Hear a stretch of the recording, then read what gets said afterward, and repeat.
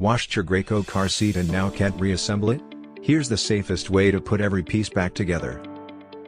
Lay out the clean cover, harness, buckle, chest clip, and pads on a flat surface before starting assembly carefully.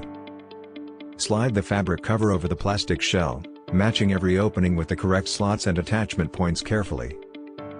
Thread both shoulder straps through their original slots, making sure they stay completely flat without twists or folds anywhere.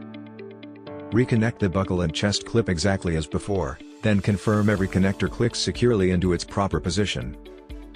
Pull up the adjustment strap several times to confirm the harness tightens and loosens smoothly without sticking or unusual resistance anywhere.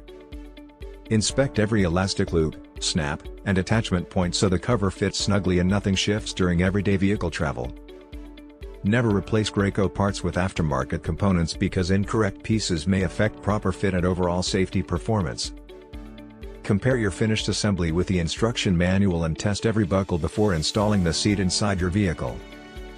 If this guide helped, like, subscribe, comment with your questions, and share this video with other parents who need help.